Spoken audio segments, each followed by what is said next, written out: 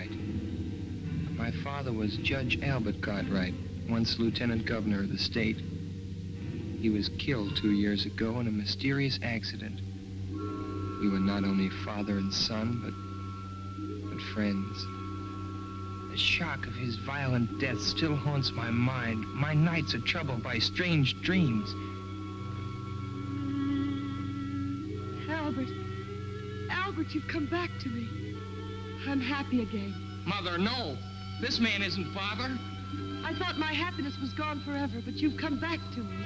Mother, listen to me, Mother. Don't waste your breath, Paul. She can't hear you. I am your father now. You're not. You're not my father. Dorothy! Dorothy! What is it, Paul? Dorothy, speak to Mother. Tell her he isn't father. Tell her. Of course he is. Look at the lovely bracelet he gave me. Isn't it beautiful? Has a lion's head. Dear Father, thank you. Thank you so much. The train.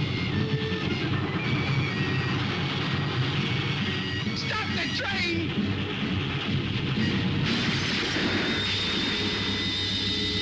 Just what I've been waiting for.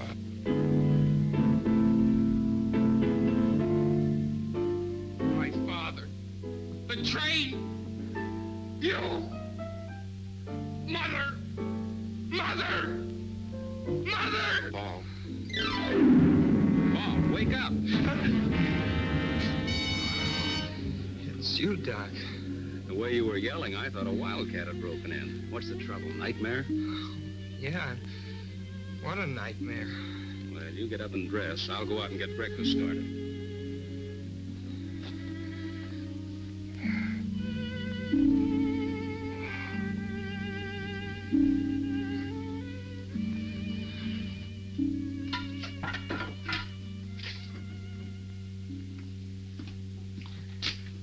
Fall to, Paul. Here's your breakfast.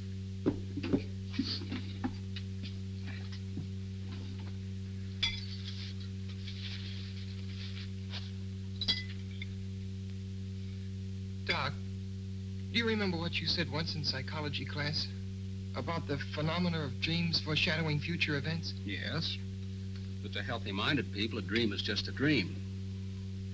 Come on, Paul. There's nothing like an early start for good fishing. Doc, I'd like to go home today. Home? Why, Paul, what's the matter? I'm worried about Mother. Now, look, you're not going to let a dream spoil our outing, are you? Why do you suppose Mother didn't want me home for the holiday? Oh, she probably had some reason. Now, get on with your breakfast. I'd like to tell you about this nightmare I had, Doc. Well, all right, if it'll make you feel better. Let's finish our eggs, and I'll get the tackle, and you can tell me on the way down. He said, you have hallucinations. Come with me. I'll take care of you. And he held onto my arm. That was when you woke me up. Quite an extraordinary dream, but easily explained. At the inquest after your father's death, you remember, the engineer on the train testified that he caught a glimpse of the Acme Trucking Company sign as the truck pulled away. Although nothing's been seen of it since, it still remains the only clue to the unsolved mystery. Naturally, it will be impressed upon your mind. Oh, yes, but... And the Schumann Concerto was your father's favorite composition, if I recall correctly. But it all seems so real, and I remember every detail. The bracelet, the abandoned farm buildings, and the things this man said, like, it's just what I've been waiting for. And the terrible danger to Mother and Dorothy. Forget it, Paul. You've been working too hard at school. This is a perfect way to relax. Hey, they're jumping like crickets. Come on.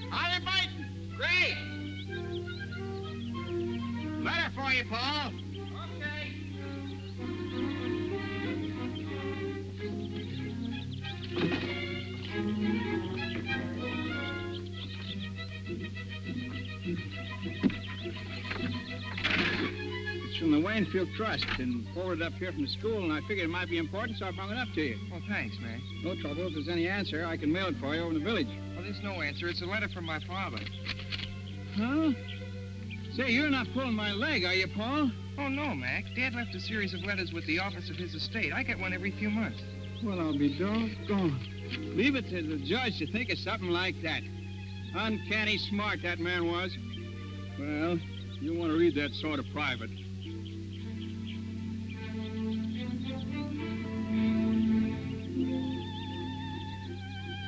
Good fishing, huh? Fine, Mac. How long you figuring on staying up here? Oh, Doc, Yes, Paul. would you mind coming over a minute, please? Now, so long, boys. Bye, Mac.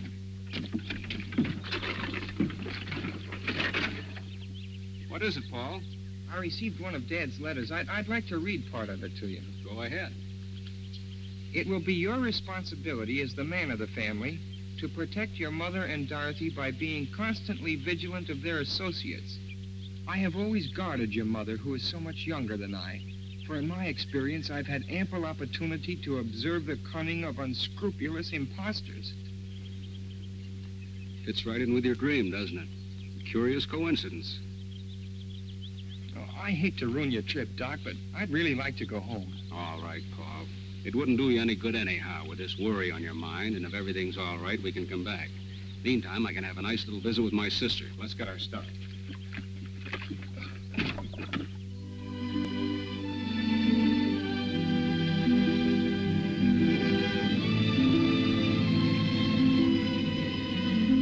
Thanks a lot, Doc. You're welcome, Paul.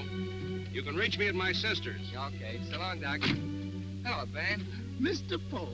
Well, this is a surprise. Oh, I got kind of homesick. How's everything, Ben? Well, everything's about the same so far. Where's my mother? Mrs. Virginia, she went over to the club to have lunch with Mr. Curtis. Curtis? Well, who's he? Well, he's been coming around here every day for the past month. You mean he's been coming around to see Mother? He sure ain't been coming to see me, no, sir. What's he like, Ben? Well, he's a fine-looking man, nice talking, too. But ain't exactly my place to venture an opinion, no, sir. You don't like him? Well, you see how it is. Being with the judge so many years, I got to know just what folks he like and don't like. And I kind of suspect this Mr. Curtis wouldn't be on the list, no, sir. I see.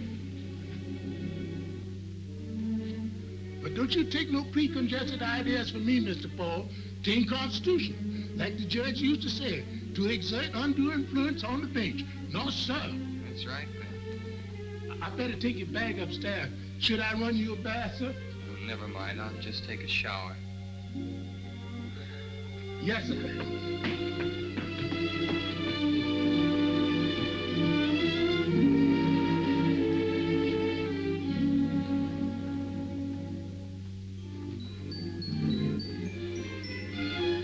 Thanks, Ben.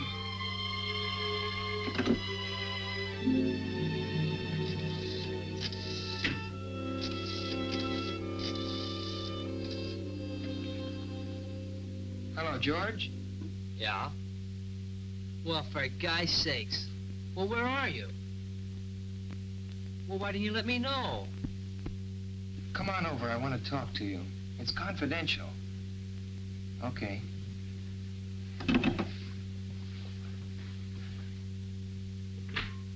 Mr. Paul's home. Paul? What brought him home? Well, he said he got homesick. He's up in his room.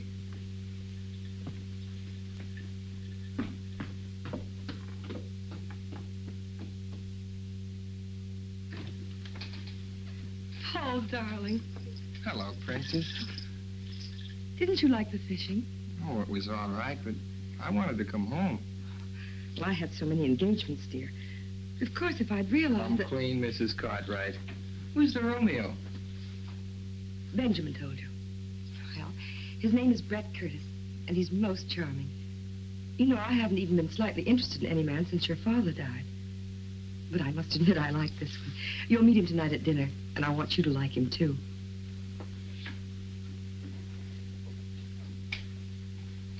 Are you sure he's all right? Of course he is. Everyone finds him fascinating. He's amusing and interesting. He's been everywhere, and he's most attractive. You know, in some ways he reminds me of your father, except he's younger. Oh, don't look so worried. Well, you're my responsibility now, you know.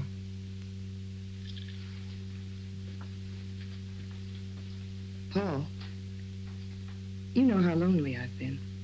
Yes, I understand that. Darling, I've got to change. I hope you have a decent suit to wear. I've been bragging about how handsome you are. I'll probably slide down the banister in my pajamas. If you dare. Oh, excuse me, Mrs. Cartwright. Hello, George. How's Lydia? Poorly, ma'am, poorly. But she'll be all right when she finds out Paul's home. Hiya, Paul. You old grind. Gosh, I'm glad to see you. What's all this confidential business? How about this guy my mother's got in tow? Oh, him. Well, what gives? Does he rate? By me, strictly poison. Dorothy and I are washed up on account of that guy. Oh, George, says she, you're so crude and callow. Why can't you be more like Brett? Smooth and sophisticated. Women, they get on my nerves. Sounds like a purely personal reaction, George. I'm after facts. Is he solid? Well, all I know is what I hear at keyholes. Mom and Dad say he's a cosmopolitan. But for my dough, he's a first-class... Oh. Hello, sis. Hiya, small fry. Hello. Well, what happened to the fishing trip, Paul? Canceled on account of family affection. What's with this Curtis I've been hearing about? You've been listening to George. You can just ignore it. Brett's positively out of this world, and the princess is mad about him. Yeah, and so am I. Well, at least he has manners, which is more than I can say for some people. Of course, it must be quite a shock to realize that one simply doesn't measure up to civilized standards. See what I mean? You know how we used to get along. Now where am I? Oh, take it easy, George. It may blow over. Nah, she'll never be the same. And I'm too old to change. There he is now. Fred, how are you? For me? Oh, you're too divine, Fred, really. Brings her flowers, a big droop. You simply turn my head. Turn her head, I'd like to wring her neck. She thinks he's a great wit, but nothing I say is funny anymore. How about staying to dinner, George? I don't feel like facing this alone. Okay. I'll call up home. You'll have to lend me a tie. Oh, sure.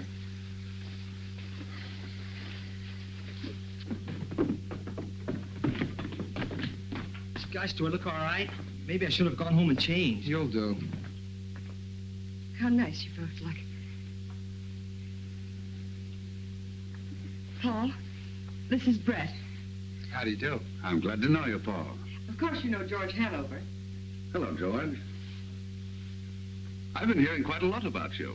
Well, Mother and Dorothy have been giving you quite a build-up, too. Well, I hope you won't hold it against me. I feel as if I'd met you somewhere before. That's because Brett looks like Father. Oh, I don't think so. Except maybe his nose a little. Thanks, Paul. I'd rather not look like anybody but myself.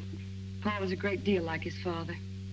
I understand you have his talent, too. Maybe. A speck of it. I've been reading one of his books on criminology. My friend, Professor Muhlbach, the psychiatrist, recommended it to me. The professor thinks your father had a brilliant mind. Well, Father's best book was never completed. I hope I'll be able to finish it for him someday. I knew you two would like each other. Dinner served, ma'am. Dorothy?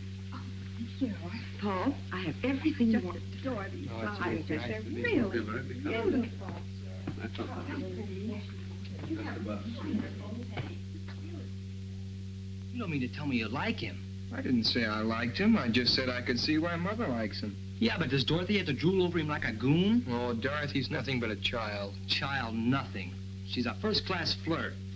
The way she hangs on that guy's words. Honest, Paul, it sickens me. Pure jealousy. Me? Jealous? Yeah. Gosh, that's right. Maybe I am. Paul, look. It was in the box with the corsage Brett gave me. Isn't it beautiful? It's a lion's head from India. Brett has such divine taste. Well, don't you like it? Nice girls aren't supposed to take jewelry from strange men. He's not a strange man.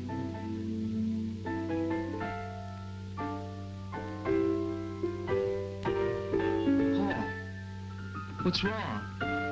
You're as white as a sheet. I feel kind of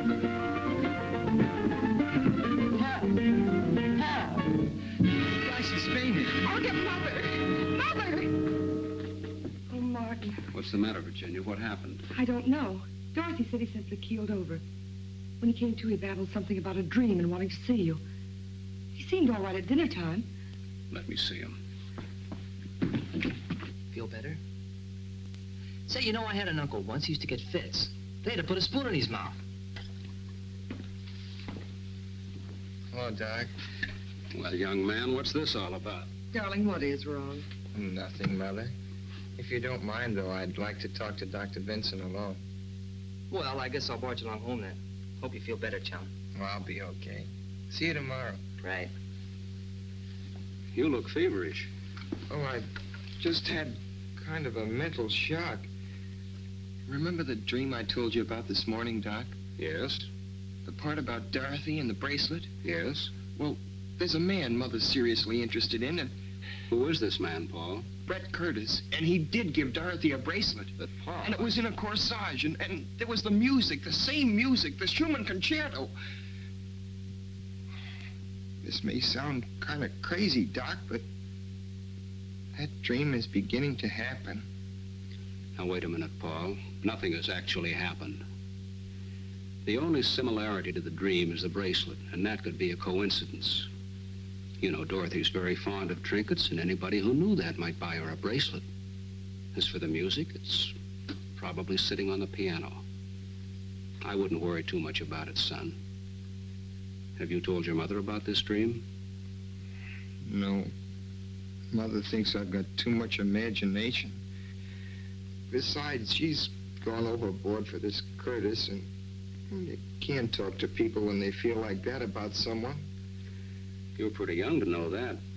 Oh, I felt the same way about a girl last year. Nobody could tell me anything until I found it out for myself. And you may be entirely wrong about this man. Now, the best thing to do is to find out all we can about him. Suppose you and I go down and see Bill Allen tomorrow. A banker doesn't usually take people at face value. We'll let him investigate. That's an idea. Oh, and Doc, when you go downstairs, I wish you'd drop in and meet Curtis. I'd like to find out what you think about him. All right, Paul. Now stop worrying.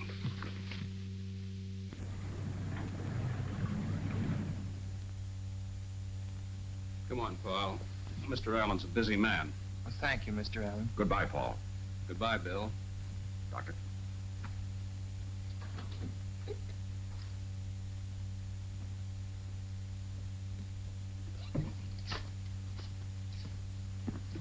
Good morning, Curtis. Well, good morning, Doctor. Hello, Paul. How are you feeling?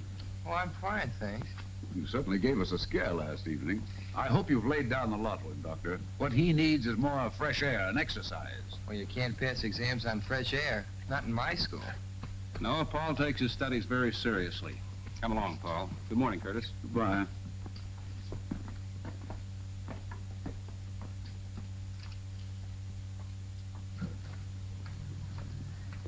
You don't suppose he followed us here? Oh, come now, Paul. The man banks there. Aren't you convinced that Allen knows what he's talking about? My intuition isn't. I take it easy on that intuition business, son. It can become an obsession, you know. Well, if you don't mind, Doc, I think I'll walk home. Well, that's a splendid idea. Do some deep breathing and try and rid your mind of Curtis.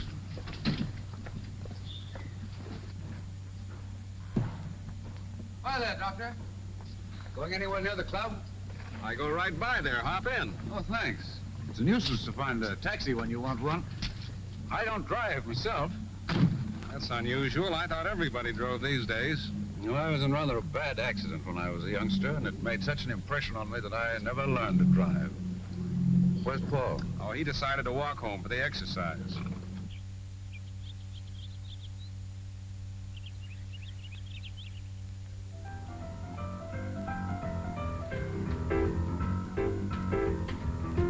Hiya, Paul. Feeling okay? Sure. What gives? Well, the gang's here, and we're going down to the river to watch a boat race. Kind of thought you'd like to come along. Hello, Lydia. Oh, Cartwright. Well, if you aren't the absolute limit, not letting me know a thing about coming home.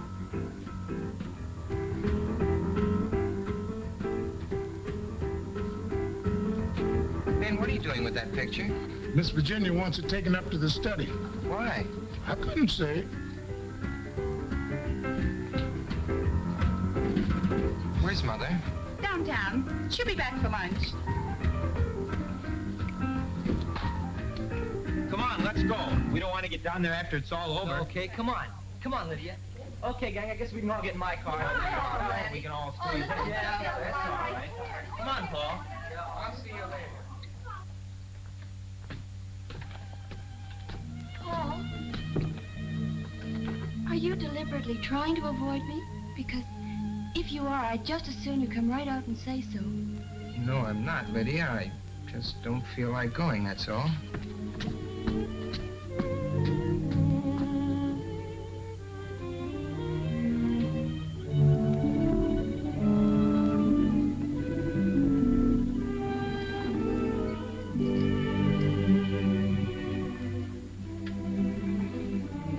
I'm sorry, sir. I sure did hate to move the judge out of his place. Well, maybe this is where he'd rather be, Ben. He spent most of his time up here anyway. Yes, sir. He looks so alive. Almost as if he could speak. I wished he could.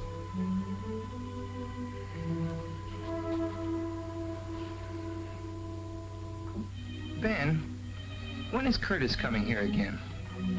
He's coming to lunch. I want you to do something for me. Anything you say. When you take his glass off the table, don't touch it. Use a napkin and put it aside. You know what I want, Ben. Yes, sir. Oh, and Ben, I'd like a sandwich and a glass of milk up here, please. Yes, sir. Do you have the keys to the files? Thanks, Ben.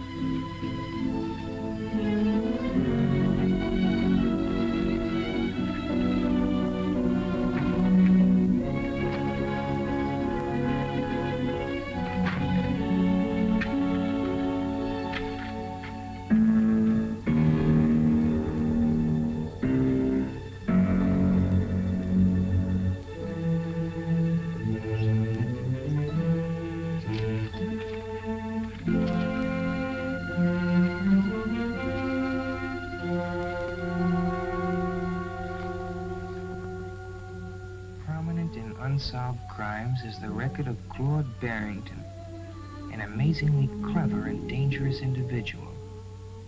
He was suspected of innumerable crimes, including attacks on young girls, even murder. Yet the police have never been able to find sufficient evidence to warrant his arrest. His quick disappearances, the failure of witnesses to identify him, the lack of fingerprints or photographs, indicated a marked talent for crime. Suspicion first fell upon Barrington when in 1932 he married a wealthy young widow, Cecilia Gordon, who was drowned within 6 months of their marriage, leaving him a substantial legacy. However, no evidence could be found to prove that Barrington was in the vicinity at the time of her death. Paul, darling, what are you doing up here? Reading up on something in Dad's files. It's such a lovely day. You should be outdoors.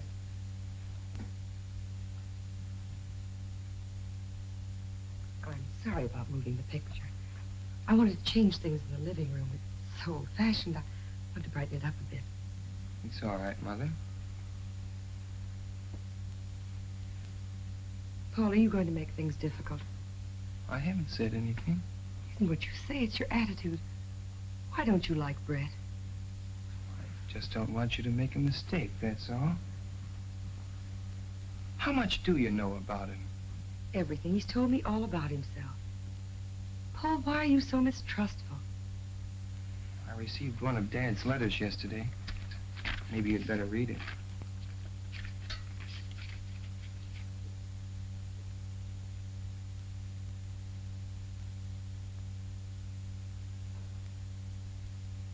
Poor Albert.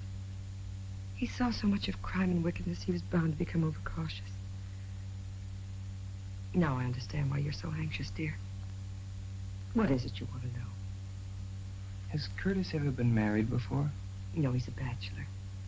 He was going to be married a few years ago, but the girl drowned shortly before the wedding.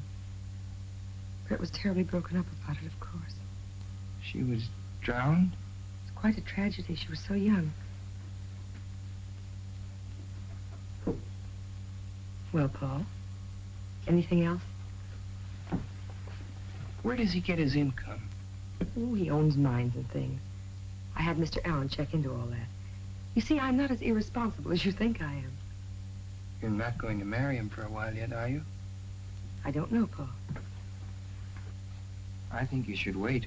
Paul, I don't want to make you unhappy. But that's one thing I must decide for myself. You mean you're going to marry him right away? I may. But you can't. You've got to give me time to... Give you time? For what? Well, to get better acquainted with him. Darling, you'll be going off to school soon. Your life will be occupied with other things for years. Paul, try to understand. Try to be fair. Please. For my sake. All right. That's better. You'll be down for lunch? No, Benjamin's bringing my lunch up here. I'll be down later. Maybe you could play some tennis with Brett. He plays an excellent game. If you'd just give him a chance to be himself, you two would probably be the best of friends in no time. I've got to go now. Don't work too hard, darling.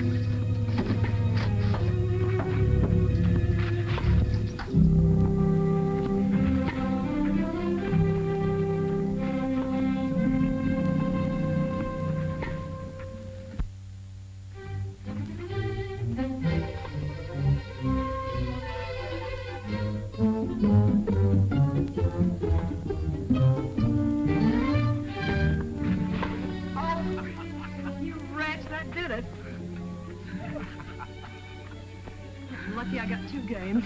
Pay up, lady.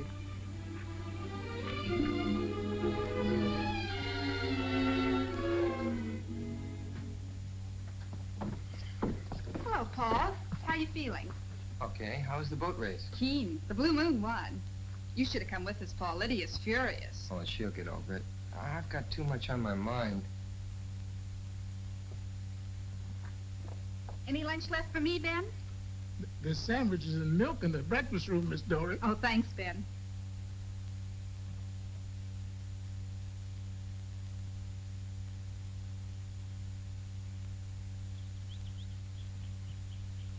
Hello, darling. Hello, Paul. Where have you been hiding? Well, I had some work to do. I hear you're taking law at college. Just the groundwork. My main interest is criminology.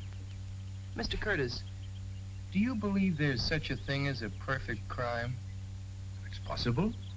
I've been reading about some perfect crimes in my father's files. He believed there were more undetected criminals at large than have ever been caught. Well, I shouldn't be surprised. The police have their limitations. What a morbid conversation. Brett, it's too bad you've changed. You could have played some more tennis with Paul. I wouldn't have time, darling. I promised to go up to Middleborough and look at some property for a friend of mine. Oh, Brett, why couldn't we drive you up? The ride would do Paul good. Oh, that's nice of you, Virginia, but it'll take hours to look at tracks, and I'll be talking business. I'll phone you when I get back. I'll walk down to the gate with you. Do, Paul. Goodbye, Brett. See you later, darling. Understand you've traveled a lot. Well, yes, I've always been curious about what was beyond the next horizon. Ever been to Nevada? Yes. Magnificent country it is, too. Makes a man wish he could paint. You'd like it. What's Reno like? Oh, that's indescribable. It's a hodgepodge of Wild West and Wild East. Cowboys, divorcees, mink and mustangs, Jude ranches, and the real thing all shuffled together.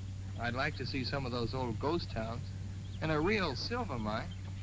Well, I have an interest in several mines. Perhaps we'll take a trip someday. Do you know Colorado? Quite well. Waynfield must seem pretty tame after those places. I've seen pretty much everything worth seeing. I'll be glad to settle down right here. Well, goodbye, Paul. See you tomorrow. I hope we're going to hit it off together. So long.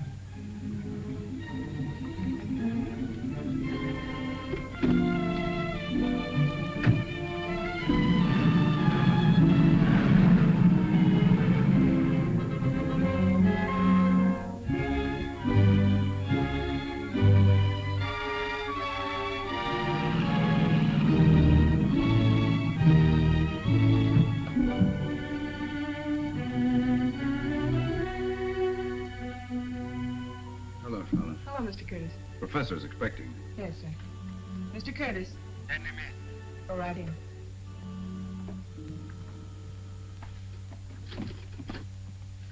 Good afternoon, Professor. Hello, Curtis. Well, how does it go? There's a new development. The boy? Yes, he came home unexpectedly. Hostile? Definitely.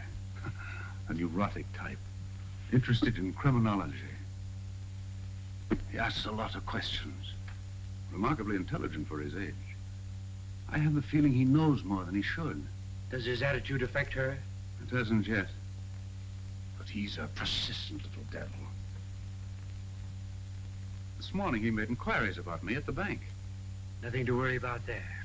Everything is in order. This afternoon, he was looking through his father's files.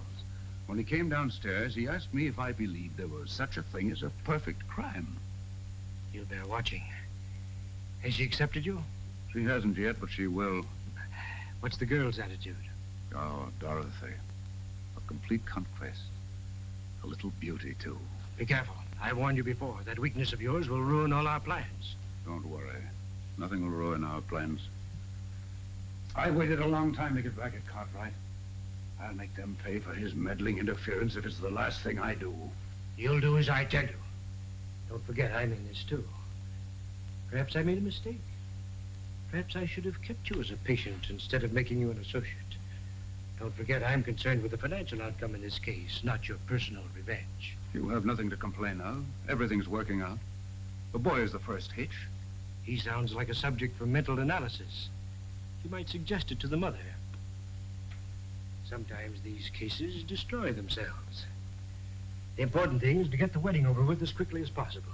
When you are legally in possession, we can take care of him here. Funny, that thought was in my mind, too. But why wait till I'm in possession?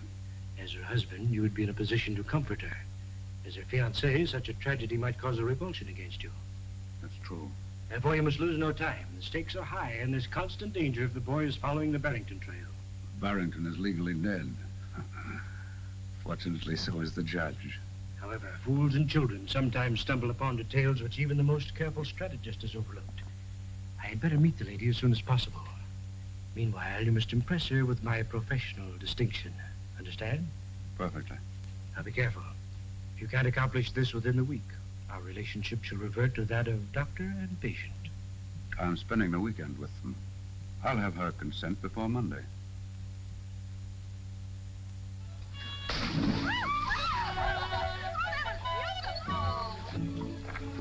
I give up. Brett, you bewitched the dice. I seem to be lucky in everything but love. You don't really mean that.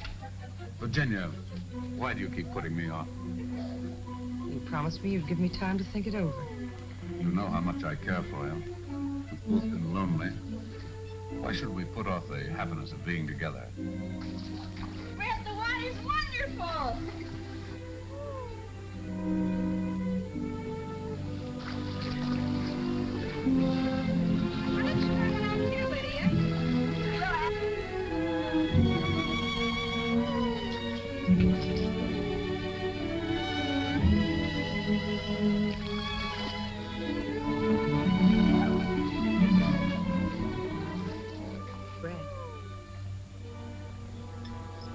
Yes.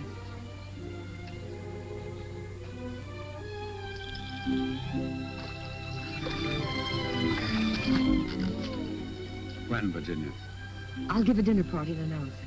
You're not going to put me through a formal wedding, are you? No, just a dinner party. We'll slip away quietly and I'll send the announcements out later. Good. We'll elope. Elope? It sounds so young and reckless. Doesn't seem right with two grown children. Brett, you do like them, don't you? Like them? A handsome, full-grown family on a silver platter? And you? What more could a man ask? Darling, do you realize that you haven't kissed me since we've been engaged? Princess! Brad! Not much privacy around here, is there? Well, that's family life. Why don't you come in for a swim, Brett? The water's wonderful. How about a swim, Virginia? Oh, no, darling, you go. I want to write the dinner invitation. Is there anyone special you'd like to ask? Why, yes, my old friend, Professor Muhlbach, you know, the psychiatrist. You'll enjoy meeting him. Enjoy your swim, darling. I wasn't supposed to tell you this, but I think it's only fair you should know. No, I kind of suspected. I guess they didn't tell me because they know I don't approve. No. I don't either. What? I thought all you girls were goofy about him. No, I was at first, but not anymore. Uh-huh. No, really, Paul, I mean it. Remember the other day by the pool here? Yeah? Well, Brett came for a swim. Once when I dived under, I don't know how to tell you this. I haven't told anyone. What happened? Well, he swam underwater, got a stranglehold on me, and started kissing me. I know it doesn't sound like very much, but it was horrible. I can't describe it. I pulled away. He followed me and said he hadn't meant any harm and asked me if I'd just forget about it and be friends. I felt sort of queer about him ever since. You won't mention this to him, will you? No. And don't you say anything about it. What you've told me adds up with other things. What other things? Oh, I can't tell you now. The trouble is I may be wrong. I haven't any proof, just a hunch. Nobody wants to believe me. I believe you, Paul. Well, thanks, sugar. Well, there's Dr. Vincent. I've got to talk with him. You better run along with you. Oh, but Paul, are you... Well, what I mean to say is, you still like me, don't you? Oh, sure. But everything's on ice for a while. No dates. Yes, all right. Only, don't forget. Okay, funny face.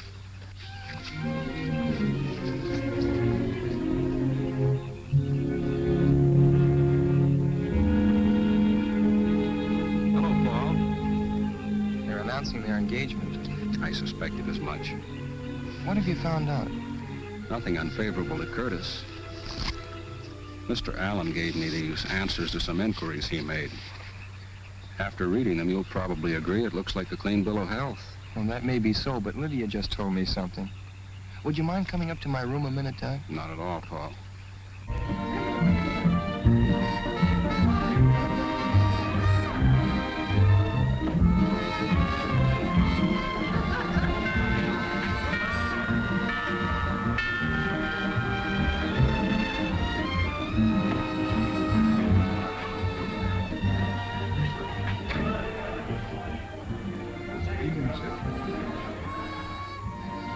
Good evening, Professor. I'm glad to see you. Good evening, Curtis. Well, I was afraid you wouldn't get here. You know how it is, always something at the last minute. Of course. Virginia, this is Professor Muhlbach. Mrs. Cartwright. How do you do, Professor Muhlbach? I'm honored, madame. It was most gracious of you to invite me. Brett's told me so much about you, I was anxious to meet you. Thank you, madame. A happy occasion, this, eh? Curtis is a lucky fellow. Come in, Professor. Thank you. Now I'll show you something in the Barrington record that ties in with what Lydia told me. That's funny. This drawer was locked. It's been opened. Maybe you just thought you locked it. No, I'm sure I locked it yesterday. I haven't opened it since. Curtis was here, too. May I come in, or is this a private huddle? Hello, Doctor. Hello, Dorothy. The princess wants you in the drawing room. There's a big psycho something or other that she wants you to meet. Friend of Brett's. You too, Paul. Oh, I don't want to go down. But, Paul, you must. You can't spoil Mother's party. That's right, Paul. Come along. We can talk later.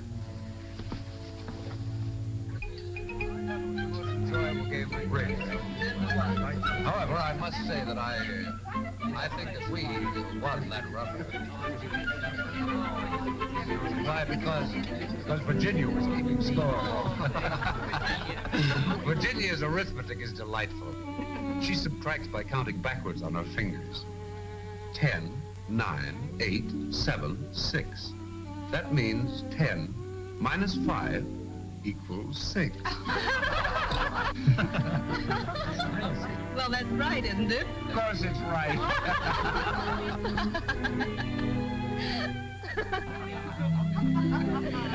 We had a perfect storm. Well, tell me about psychiatry, Professor. It must be very interesting. I'd love to be psychoanalyzed sometime. I'd be delighted to do it. Anytime you say. Now, look. I've always behaved so Miss Cartwright. Benjamin, Mr. Curtis will call. Well, my friend, here's a chance to display your domestic accomplishments. It's just what I've been waiting for.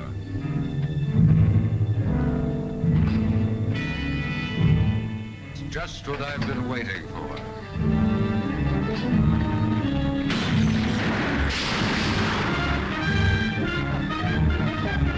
Sorry, I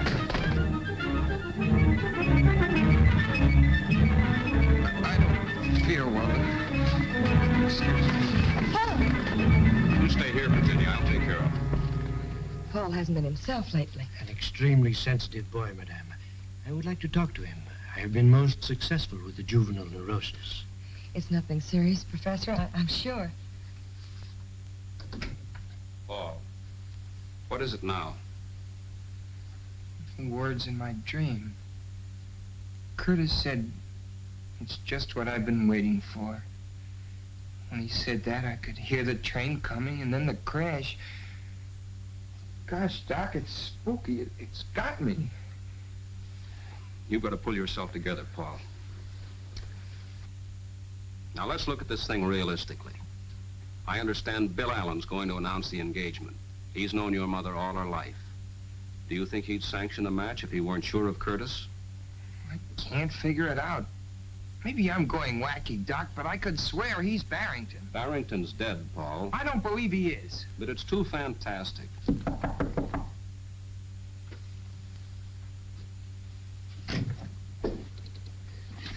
How is the young man feeling, Doctor? Oh, he's all right. He was just having a dizzy spell. Perhaps I can be of some assistance. Nerves are my specialty. May I come in? Well, it's just a reaction from overwork at school. Ah, yes, I was an intense student myself at his age. Do you mind if we have a little talk, young man? I feel all right. Perhaps the doctor had better go downstairs. It seems a pity to spoil Madame's party. I'd rather have Dr. Vincent stay. Of course, I have no objection. Let's sit down and be comfortable. I understand you are an unusual boy, Paul. Extremely talented. You intend to pursue your father's research into criminology? Yes. An interesting subject. But something must be done about these nervous attacks. They're not exactly normal at your age. I presume you are devoted to your mother? Of course. As one student of human nature to another, may I speak frankly? Go ahead. In some cases, filial devotion to a mother goes beyond the borderline of normality. It can frequently produce hallucinations. Did you say hallucinations? Do not be offended. I'm merely stating a theory. Let go. Please don't agitate yourself. I'm only trying to help you. I don't need a psychiatrist. But you do. I believe it is your emotional aversion to your mother's remarriage which produces these neurotic symptoms. I'm sure I can cure you in a very short time. I would like you to place yourself under my care at Restview. Restview? That's a sanitarium for mental cases. Yes, but I wouldn't consider you a patient, merely a guest. Guest? Well, that's right of you. Good night, Professor. I'm sorry. I assure you I meant no offense. May I see you a moment, Doctor? I'll be right back, Paul. The boy's agitation reveals an emotional influence which should be corrected immediately. I hope you can persuade him. I'll speak to him. Good.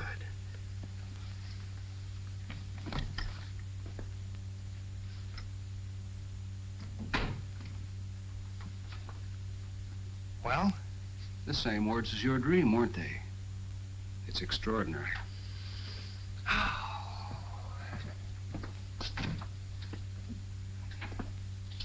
Those two are mixed up together somehow, Doc. Hallucinations. Do you believe that stuff? I've read about it in textbooks. And according to him, I've got him. He seems to think so. What else did he say, Doc? Well, he wanted me to ask you to go to his sanitarium and let him analyze you. You know, Doc, that might not be a bad idea. But I don't think it's necessary. But, Doc, I might find out something up there. Yes. But, Paul, if those two men are what you think they are, it'd be mighty dangerous. Well, you could come up every day and keep an eye on me, couldn't you? Yes. Besides, it might be a good way to stall for time. I'd make Mother promise not to marry Curtis till I got back. But, Paul... And meanwhile, you could take these to Armstrong and get him to analyze them, their fingerprints off a water glass. Curtis? I'll talk to Muhlbach. Paul, you're a very clever boy. Thanks, Doc. I'd be in a tough spot without you. Maybe we're both crazy. Then again, maybe we're not.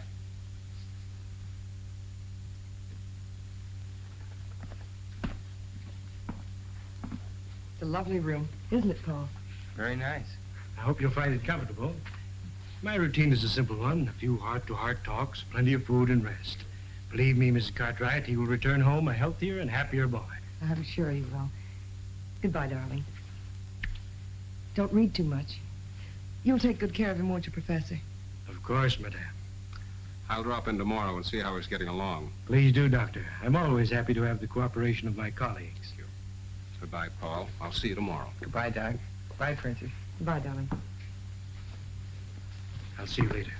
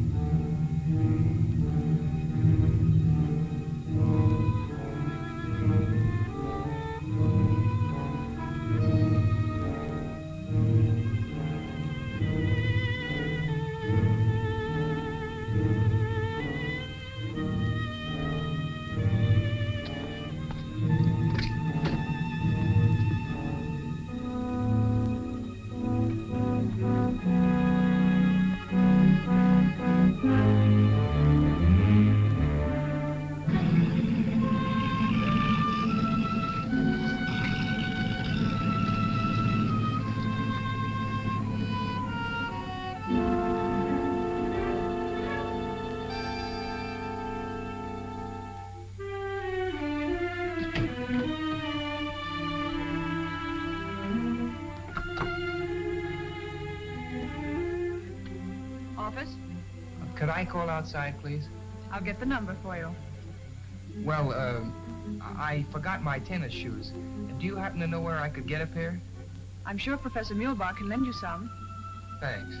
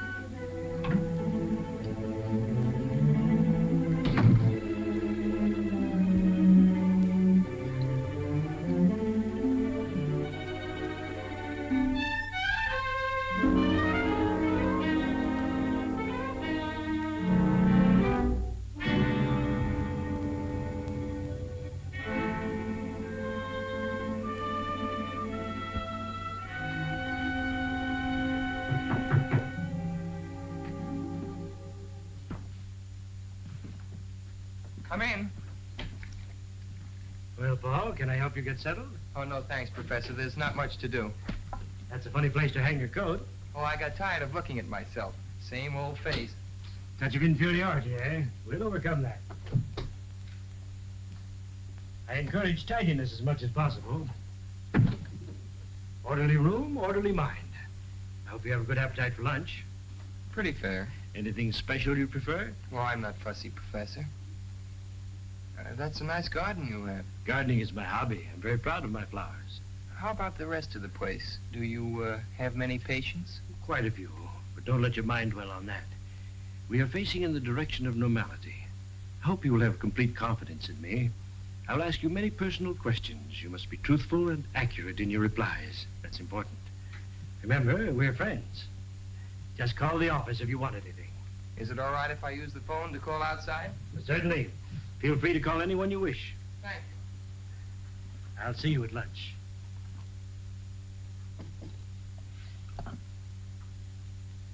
I'd like to get Waynfield 1531, please. Hello, Vixen. What's mixin'? Oh, Paul, where are you? I'm up at Middleborough getting my brain unscrambled. It's all very scientific. Cures hives and hangnails and improves the disposition, it says here. Are you missing my kissing? Was that some kind of code? No, just juvenile vernacular. What, please, is the significance? Young romance in the modern manner. Romance, I see.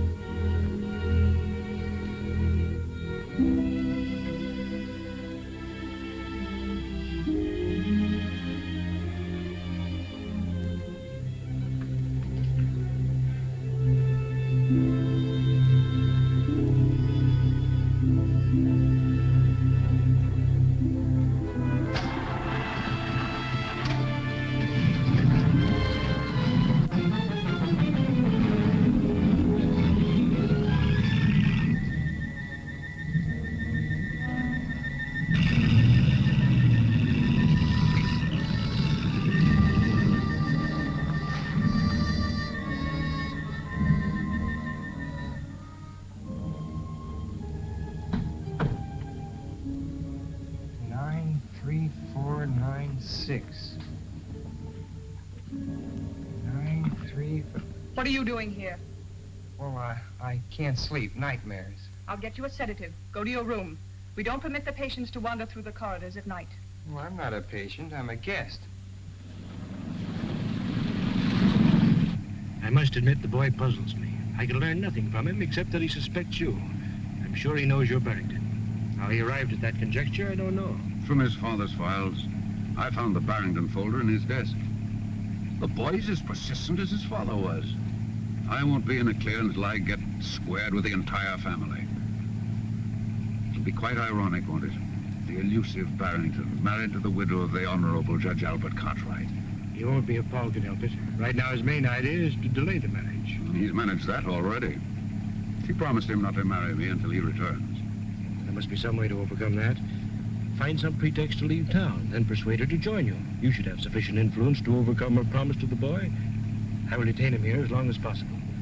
As soon as I have word from you that the ceremony has been performed, this troublesome opposition can be eliminated. How do you propose to do it? I will attend to it. Come in. Mr. Curtis, ma'am. Oh, Brett. I didn't expect you so early. I had to see you, dear. I have to go to Washington on business. Oh, darling, what a shame. I want you to come with me. We can stop off at Richmond and be married. I couldn't do that, Brett. I promised Paul. Are you going to let Paul spoil things between us, Virginia? Darling, don't even think such a thing. Then come with me. We'll turn the trip into a honeymoon. Couldn't we wait till Paul gets back? I'd feel so much better about it. Virginia, from the first moment we met, everything went perfectly between us. Then Paul came home and you began to change. Nonsense. We announced our engagement. Everything will go as we planned. Let's go down and get the license and have it over with today. Right now. I couldn't. Very well, then. Just as your wish. I'll be leaving this afternoon. I'll be gone for several weeks. Brett, do you really have to go? Perhaps it'll be just as well if you have time to think this out alone. I want you to be sure of your feelings, Virginia. But I am sure. You know that. Then why not marry me and stop worrying about Paul? I can't help being concerned about him, Brett. He's my own boy. But he's getting the best of care. Muhlbach will have him well again in no time. Let's call him up and find out how he's getting along. Of course, he's doing splendidly, madame. You have no cause to worry. No need to delay your marriage. Allow me to offer my felicitations. Goodbye.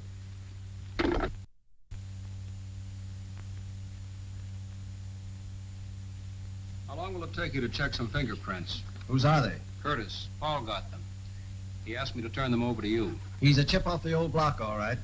The judge hung on like a bulldog whenever he got his teeth into anything. That's right. I'll have these checked just to prove there's nothing to it. Let me see. Where does Curtis hail from? Oh, he's lived in Oregon, Nevada, Colorado, California. California's good. They get thumbprints on driver's licenses. Curtis says he doesn't drive. Well, we won't take his word for that. Check those with Washington, Tom, and try the California License Bureau. Okay, Chief. So long, Doc. I'll let you know, Doctor, if anything develops. Goodbye, Mr. Armstrong. Thank you.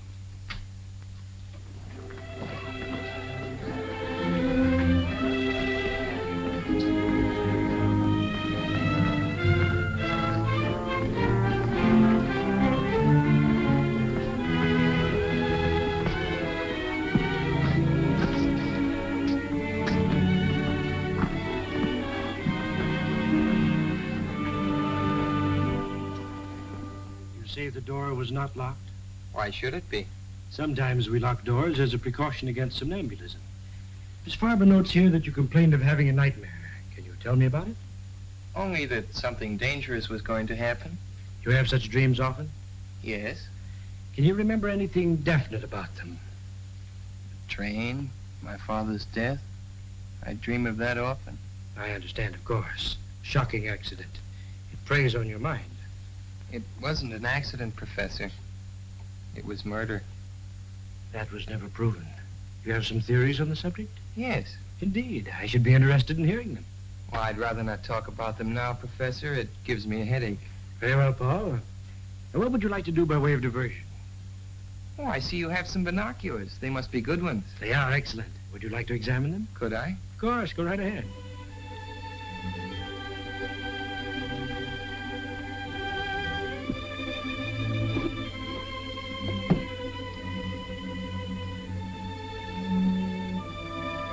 Oh, they're swell. I'd like to take a good look. Come along. You can see Waynfield through them from the roof.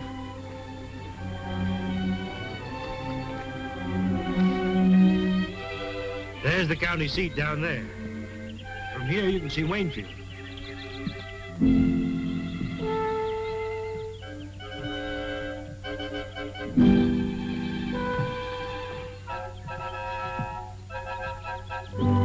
here, Paul, you can see the ferry crossing the river. What's that building down there? Just an abandoned farm. Over this way, Paul. See the ferry? You can almost distinguish the people's faces on the deck.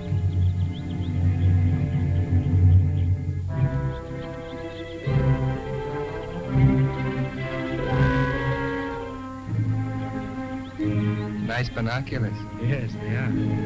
Well, there's Dr. Vincent. We better go down. Yes. Would you mind going to your room? I'd like to have a talk with the doctor. Then I shall send him to you.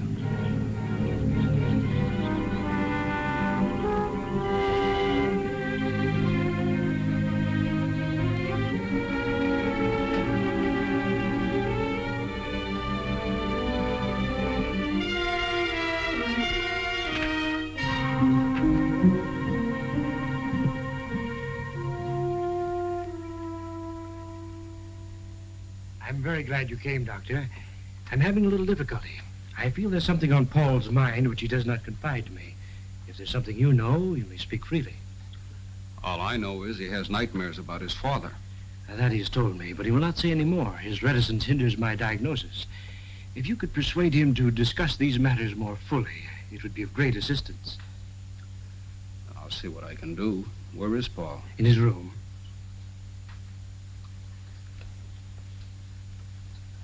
Show Dr. Vincent to Cartwright's room, please. Thank you.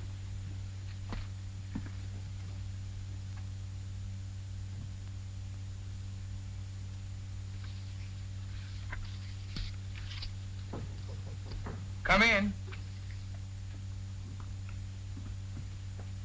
Hello, Doc. How are you, Paul? Sure glad to see you. How's Mother? Oh, a little worried about you. Otherwise, all right. I saw her this morning. Well, Professor Muhlbach's a good host. I'm enjoying it here. That's fine. Oh, look, Doc, I found something in Plato I'd like to show you.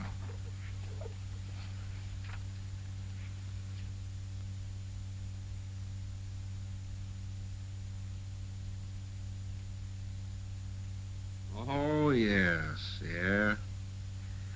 Great chap, Plato. Modern today as he was in his own time. Paul, how'd you like to take a little ride with me? Well, that depends on Professor Muhlbach. We'll have to ask him. Well, let's do that.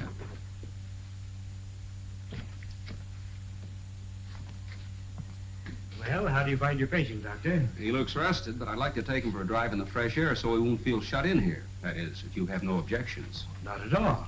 Provided you don't keep him out too long. Oh, a half hour or so. We'll take a drive through the hills. This is beautiful country. I trust you will urge Paul to relax and talk more freely. I'm very anxious for him to get straightened out so he can go back to school. If he falls any further behind, I'm afraid he'll overwork again. Of course. Well, come along, Paul. We won't be long.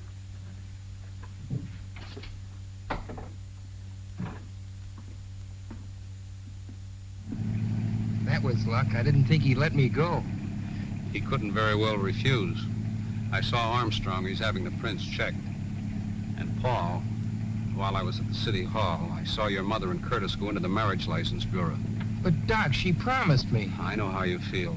It hasn't been easy for me to accept this situation either. Maybe it won't have to. What do you mean? There's an abandoned farm building near here, exactly like in my dream. I saw it from the roof. Paul, one ramshackle old building looks much like another. Maybe. But something very strange happened on that roof this afternoon. I had a feeling that Muhlbach was going to shove me off when you drove up. Are you sure you're not just imagining these things, Paul? Sure, I'm sure, and I'll tell you something else, too. Curtis drove himself up here last night. Curtis driving? That's strange. He told me he couldn't drive. I know. That's why I got the license number. I thought maybe you could find out who owns the car.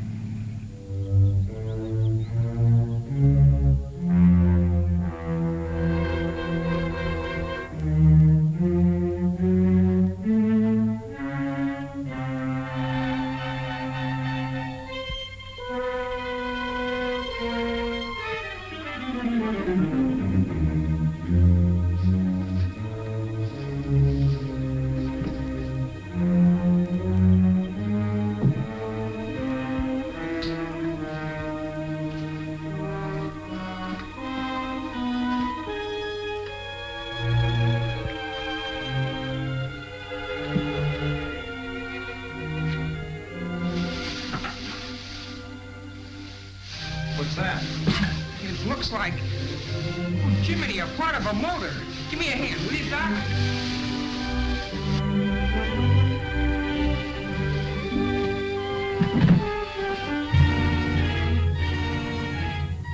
Paul, that's the sign from the truck.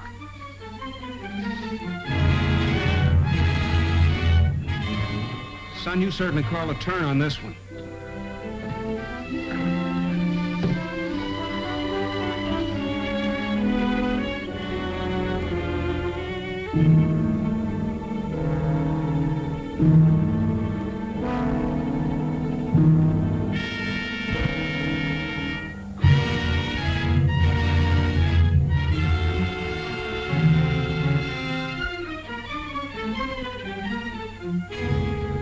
Certainly be an eye-opener to Armstrong. We'd better take it right over to his office. You'd better. I'll have to go back or Muhlbach will get suspicious. You better stop here, Doc. I'll walk the rest of the way. No use taking any chances with that evidence.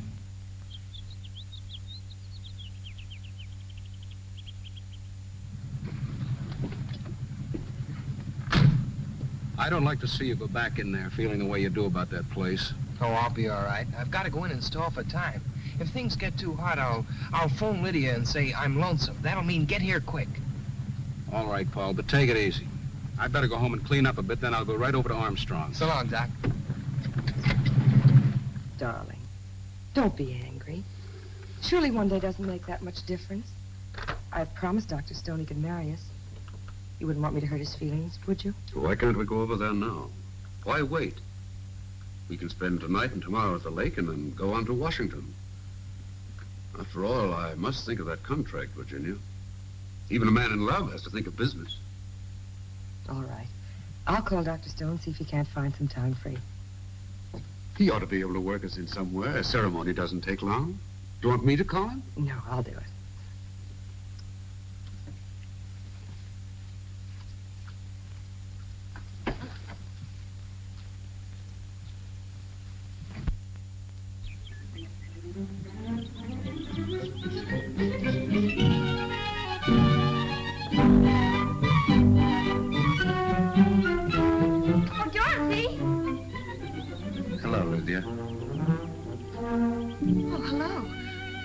Dorothy home? No. Oh, well, I better come back later. Well, it'll go away. Fred? Oh, Fred, where are you? Out here. We have a visitor. Hello, Lydia. Hello, Mrs. Cartwright. Well, goodbye. That's strange. What on earth happened? Nothing. She just came looking for Dorothy. What did Dr. Stone say? Dr. Stone? Oh, yes. He's busy all day today and this evening. But I made an appointment for noon tomorrow. Oh, good. Now, where shall we go to celebrate? Why not go to that little inn where we first had dinner together? Brett, I'd rather not go out tonight. I've got packing to do and a few letters to write. I'll just have dinner on a tray in my room with Dorothy and tell her the news. She goes back to school on Monday and I won't have another chance to see her. I hope I may look forward to your exclusive attention on our honeymoon, Mrs. Curtis. Well, you shouldn't call me that, not yet. It's very unlucky, you know. With all the luck I have, I can afford to be reckless. I'll phone you later, darling.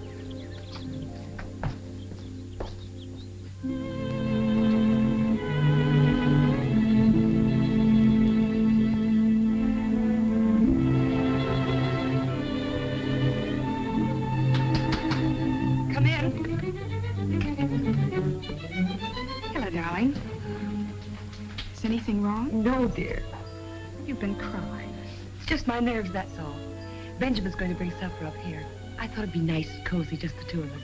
Come on, sit down, darling. Something is wrong. You're packing. Dorothy, Brett and I are going to be married tomorrow. Married tomorrow? Oh. For a minute, I thought you'd quarreled with him. Brett has to go to Washington on business. We decided to make it a honeymoon. It means breaking my word to Paul. That's what has me upset, I guess. I'm worried about him. Mother, don't be foolish. After all, it's your life. Paul won't mind as long as you're happy. Where's it going to be? What are you going to wear? I'm going to be there, of course. Of course you are, dear. You're going to be my bridesmaid. Oh, darling, it's marvelous. What'll I wear? Oh, just something simple. Your blue dress. We're going to be married at the minister's house, and then we'll leave you at the Allens. Brett and I'll go up to the cottage for a day or two before we go to Washington. What did he say? Did he yield out? Of course not, silly. But he was very determined about not leaving me here. Oh, Brett is so masterful. You'll write to me, won't you? Of course. Every day. That's the story, Mr. Armstrong. And strange as it sounds, you must admit it's not just a figment of Paul's imagination. Well, I've run across some strange disclosures in my career, but the stream detection beats anything I've ever heard. Want me? Yes, take a look at that. Hey, where did this come from? Paul Cartwright dug it up on an abandoned farm at Middleborough, near the Muhlbach place. Well, I'll be doggone. All we need now is the truck that goes with it. Better start a search up there. Send a car out. Any news on the fingerprints? No, not yet. Put in a call and speed it up. Miss Barber, didn't you get that number yet? It must answer. Lydia's waiting to hear from me. Hello? Hello?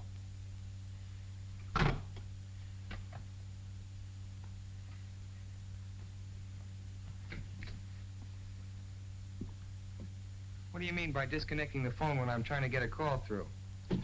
I want you to be absolutely quiet. You are agitated. I was afraid your outing today would be too much for you. I'm getting out of this place, but quick. Not in your present condition, my boy. You are hysterical. I couldn't possibly allow you to leave in such a state. Allow me?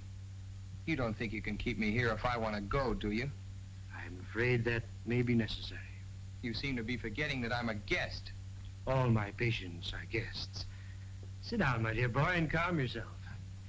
Tell me, what has upset you? Was it something you found at that farm where you went this afternoon? You followed us. I observed you from the roof with the binoculars. All right, since you know so much. We found the truck that killed my father. The police ought to have the evidence by now, and I know you and Curtis were mixed up in it. Again, you were having hallucinations.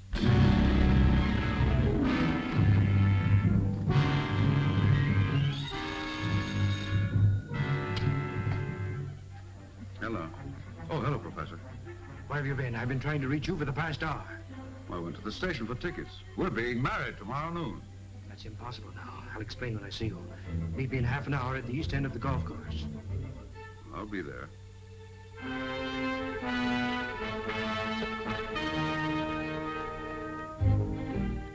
I don't like to exaggerate Paul's danger, Mr. Armstrong, but that place up there gives me the creeps. I'm uneasy about the boy.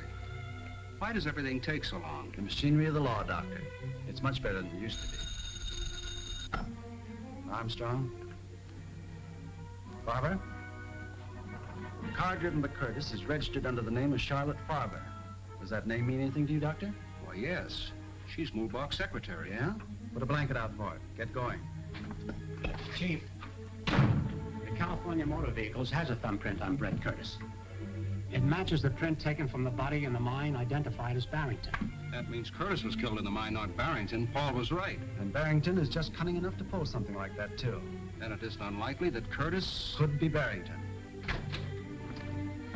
Well, Chief, we got what's left of the truck, buried under a ton of hay. Any fingerprints? Yep, in the tool compartment.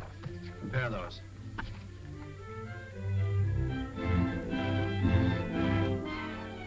They match all right. They match the Curtis prints Paul got from the water glass. Well, are you satisfied? Go to the country club.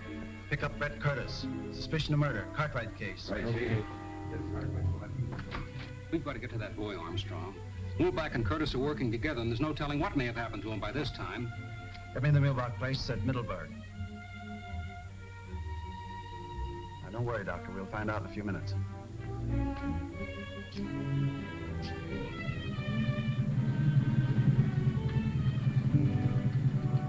Brett, Hello, Dorothy. What are you doing here? Princess told me about tomorrow. Brett, I'm so thrilled. Mother's going to let me be your bridesmaid. Isn't that wonderful? I thought we might drive down to the florist and get dozens of roses and take them to the cottage. I want to do something special, and I'm sure the princess would love it. That's a charming idea, Dorothy. I should have thought of that myself. Well, then, let's go. Now, just a moment. I was going to meet somebody here. But I'll leave a note for him. But don't be long. That's it. That's strange. Come on, Doctor. My car's downstairs.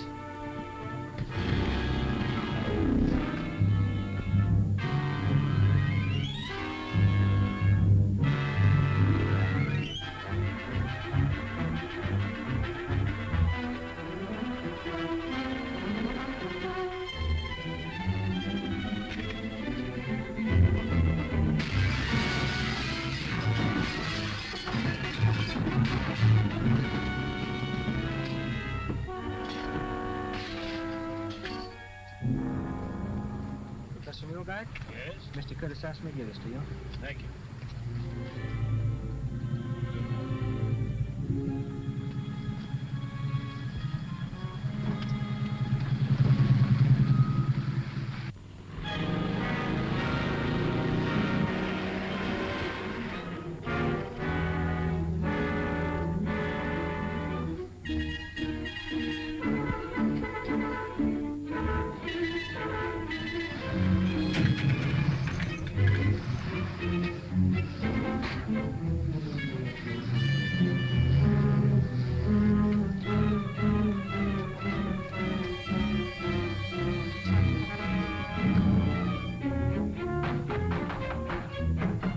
Open up!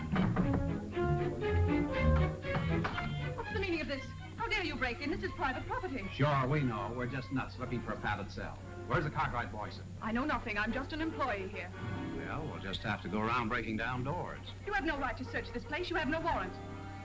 The district attorney wants Paul Cartwright, and he wants him alive. Of course he's alive. He's in his room. Which room? The first one down the hall, but it's locked. Have you a key? No, Professor Muhlbach has the key. He's out for the evening. Slade, take this woman in custody. Hold her as a material witness. Come on, Langdon.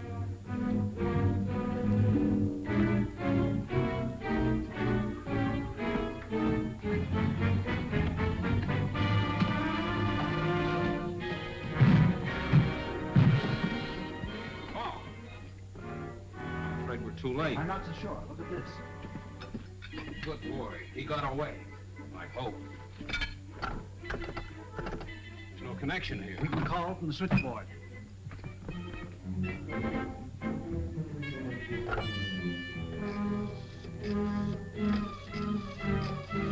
Calling his home? No, I'm calling Lydia. I don't want to alarm Virginia just yet. Curtis may be there. That's right. I'd better have the Cartwright house covered. Hello, Lydia. Yes, this is Dr. Vincent. I'm up at Muhlbach's. We've been trying to get you in Mr. Armstrong's office. Paul's here. Hello, Doc. Oh, sure, I got out. What? I knew it. Boy, this is really it. What is it? Hello, Lydia. Paul come home for the wedding? What do you mean wedding? Well, don't you know? Mrs. Cartwright's marrying that Duke Curtis the first thing tomorrow. How do you know? Well, I saw Dorothy and Curtis come out of the florist with a big box, and they drove off in her car. Mike Pepys told me they were going up to decorate the cottage on account of Mrs. Cartwright. Curtis and Dorothy have gone up to the cottage alone? Yes. Listen, Paul. Just a minute, Doc. Curtis and Dorothy have gone up to the cottage together alone. What? Doc, my sister and Curtis went up to Lakewood. She's alone with them. Muhlbach knows the police. It happen. Anything can happen. We're getting out there. So long. Come on, where's the car? Outside. Lydia, you better stay here. Not me. I'm coming with you. Well, why doesn't somebody tell me something?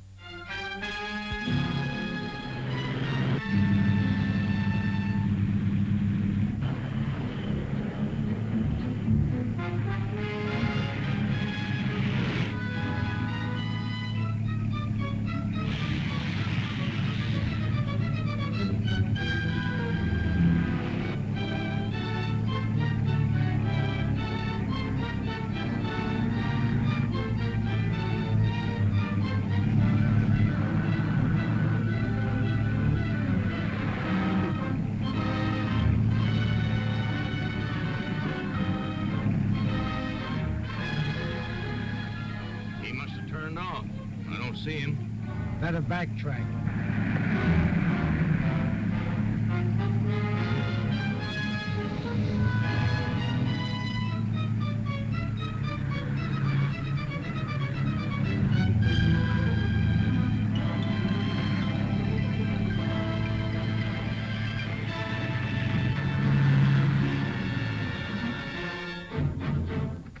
Put up your hands and get out. What's the meaning of this? You're under arrest. This is an outrage. You must be mistaking me for someone else. Come along. Get it. sure the princess will arrange them all over again. She can make flowers look as if they just grew out of a vase. Well, we better be starting back, Brett. What about a ride in the launch? It's perfect out on the lake. There are a million stars floating on the water, and the crescent moon looks like something out of Omar Khayyam. Brett, you are the most romantic person. Most men around here never even heard of Omar Khayyam. If they did, they think he's a Turkish wrestler or something. Mother's really lucky. I'm glad you think so. Why are you looking at me like that? Because you're very lovely in the moonlight. Oh, everybody is. But I adore compliments.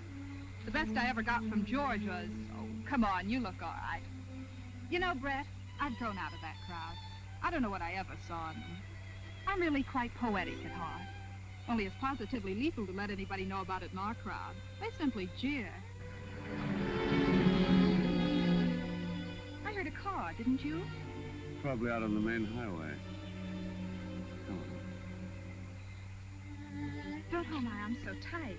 Oh, I'm sorry. Steps are so uneven, I was afraid you might fall. Really, Brett, I think we better not. I must be getting back. Mother will be worried. Where's your spirit of adventure? I thought you were romantic. All right. But we won't stay long.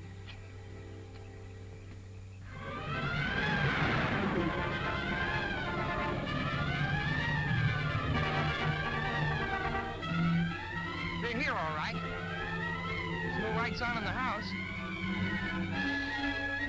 There's a light in the boathouse.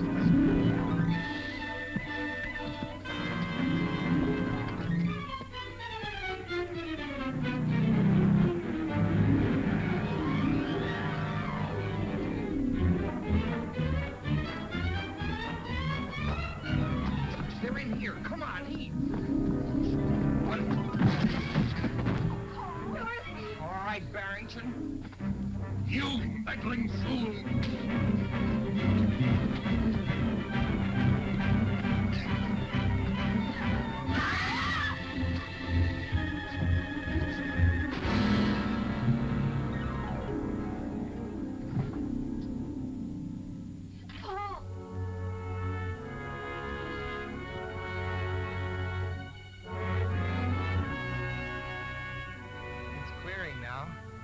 Look, Mother, we can see ahead.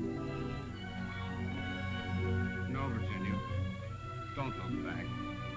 It's all over.